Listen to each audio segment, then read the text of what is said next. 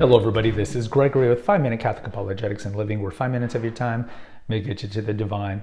Today I'm going to give some advice to the mad rad trads about I think how their technique right now is going to blow up in their face, and how I think there is a more conciliatory approach they can do toward Pope Francis that may be more effective. Now before we begin, let's start with a prayer. Nomine Patris et Filii et Spiritui Sancti. Amen. Gloria Patri et Filio et Spiritui Sancto. Secutor principio et nunc et semper et secula seculorum. Amen. I have some previous videos here on kind of like trying to figure out the Catholic left and the Catholic right, and really there should be no such thing as a Catholic left and a Catholic right. You're either a practicing Catholic doing the best that you can, or you're not a Catholic at all. There's no such thing as a Catholic liberal. The very early episode I did back in 2021. And I think in some ways with my videos, I am a little harder on the far right than I am on the far left, because I think just the far left is lost. You know, they've been propagandized by the cultural Marxists and the secular values of today, which are no values at all. And I think the right tends to be more Pharisaic. I think their intentions are right, but they tend to be more Pharisaic. And it's not like the trad cath. I think like if all of us were traditional Catholics, which I would identify as a traditional Catholic. There should be no definition as a traditional Catholic. Again, you should be a Catholic. But if every practicing Catholic went to a church or liked Ad Orientem, only receiving on the tongue, having scola music or respectful music, and dressing up to Mass, and only having the ordained administer the Eucharist, we didn't have extraordinary ministers, all these things. Do I think that the Catholic faithful would be in a better situation? Yes, because I think it's kind of like lex oriendi, lex credendi, lex vivendi. Like if we're all practicing better liturgical postures and norms, I think that this does reflect and extend out into our prayer life and then our actual life. But I think that the mad rats, this is a problem, and I think this is an issue with what you see today in general, right? How many people watch Fox News? It's just the world of clickbait and inflammatory titles that get people to watch. And I have many videos here, like be wary of the large majority of private Catholic YouTube creators. I'm not talking about EWTN or Ascension Press, but I'm not going to name names, but the majority, I wouldn't say the majority, but a lot of the Catholic private YouTube content creators are pushing this kind of mad rat trad, right? Be mad at Francis for this, or Vigano's response to Francis, or Biden did this, or all these things. And I've talked about before, and I don't really want to reiterate it here. This just leads to anger and anxiety, and I don't think it's good. And I understand the frustration that people have with Francis, no doubt. Look, I go to the Ordinary, the Chair of St. Peter. I've gone to TLM. I live in an area where these are not the most accessible, but I do go to these, and I do like Ad Orientem masses, people receive on the tongue. So I would definitely consider myself a traditional Catholic. And I've been to TLM parishes, and I've been to SSPX parishes. I even have an episode here, should you listen or watch SSPX content. And I would say that some of these places are a bastion for sedevacanism, but not all of them. I wouldn't say all trad cads are sedevacanists. I think that most trad cads are frustrated with Pope Francis. And there's a reason I don't do political videos here like Francis is different. I only have like 2 or 3 out of the 600 I've done, because I don't think it's pointless. Like we should just work on our interior life, because we can't affect change in the papacy. We can't affect change in the next conclave. You've read the letter from Demos II, the anonymous cardinal. Just none of this really affects us. But this is like the Fox News, MSNBC paradigm that so many people are hooked into. They're just addicted to this news, and extends out to their Catholic life. And I would say none of this is really good for you. But I think a better tactic for the mad rat trads is not to be so openly hostile toward Francis, saying that he's not the Pope, that Benedict was the true Pope, or the true sedevacanism says that we haven't had a Pope since the death of Pius XII. Because look, Francis, like if you read the letter from Demos II, Francis is kind of known to be a little vindictive, but understand where you're at. Understand that the papacy has the power. Understand from custodialis judicialis, like the papacy clearly can restrict the TLM or eliminate the TLM together. So Francis, from Francis' perspective, from we understand from reports, it's like he is not, I want to say angry, but he's frustrated with the American Catholic Church. And I think it's because the American Catholic Church has not bowed down to some of his changes, and it's understandably so why maybe the American Catholic Church has not bowed down to some of his amorphous, vague expressions that you see in fiducialis. You see in so many things. Right? We're not going to really spend time on that.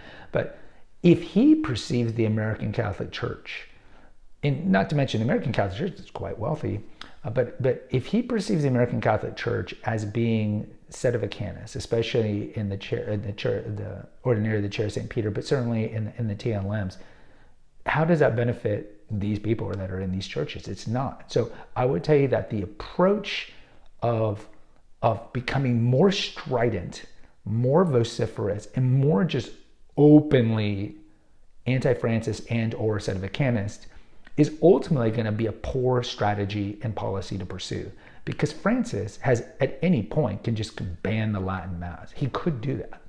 He could do that. Yes, he's restricted it quite a bit, but FSSP still practices. He just met with them, and they still have Latin Masses. And so there's places I know recently, not that far from where I live in the Diocese of Austin, their 1962 TLM was restricted, so now the only thing they have over there is a 1970 Latin Mass, post 1970, like a Novus Ordo Latin Mass. And I would say, hey, at least you have that, because my archdiocese, we don't even have that, so count your blessings. But I can understand why trad caths can become mad trad caths. I understand that. I just think the approach is only going to make him think more that the typical TLMer is a sedevacanist. And if he thinks that the typical TLMer is a sedevacanist or hostile to the papacy right now, he's not going to be like, oh, you know what? I'm going to have a more conciliatory approach. No, he's not. He's going to say from the papacy, this is bad, this is schism, blah, blah, blah, and he might restrict it even more. No, I get it. On the far right, or on the right, the trad cats would be like, well, look, he's doing nothing with the left side, right? Why isn't he restricting the left? I totally understand. But again, this is the papacy. The papacy has the ability and has the power. You don't have any power. I don't have any power. So I would suggest that maybe have a more conciliatory approach. Now, how would you do this? I don't know. Make him think that maybe people who are traditional Catholics who go to TLM because they like the Latin Mass. Maybe they just like the tradition of it. Maybe they just like the services. Maybe have a petition. Maybe voluntarily close all the Reddits and Facebook groups or any of these outlets. It would certainly be helpful if the very big YouTube creators that push this stuff would either stop pushing this stuff or have a more conciliatory approach. I think that would help. I don't know what exactly it would be, but certainly you can say this is a kind of a Pollyanna approach, if you remember who Pollyanna was. But maybe if we had a more conciliatory approach toward Francis and be like, hey, we're not sedevacanists. We love our faith. Not even arguably, we love it more than the modernist Catholics do. We just don't like these things being taken away from us. We like being connected to our patrimony. We respect the papacy, and we'll respect whoever your successor is. Just have a more conciliatory approach. I think in the long run, then maybe Francis is more likely, or his successor is more likely to maybe extend back kind of the freedom that the TLM had under Pope Benedict. Because look, there's an old saying, you can use it with your kids, right? You get more done with sugar than with vinegar, or whatever the phrase is. And I think if we are just more strident, more vociferous, and coming off more mad, rad, trad, sedevacanist. Oh, Francis said, well, screw Francis. I don't want to say that kind of phrase. He is our Holy Father. But this mindset isn't going to help us. It's not going to help us at all. And lastly, I always say, look, guys, the number one thing about being a Christian, Catholic, Protestant, Orthodox, is charity in our hearts. We have to have charity in our hearts. We have to love our neighbor as ourselves. What does Christ say about loving our enemies? We have to forgive, not hold grudges, and not have enmity. Enmity is one of the works of the flesh. So I think step one for every mad rat trad is get off all of these Catholic YouTube channels that push this stuff. You know who they are. Just stop watching this stuff, because none of this stuff's good for your soul. It just leads to anger and anxiety, and you cannot affect change. Detach from this. Just read Lives of the Saints.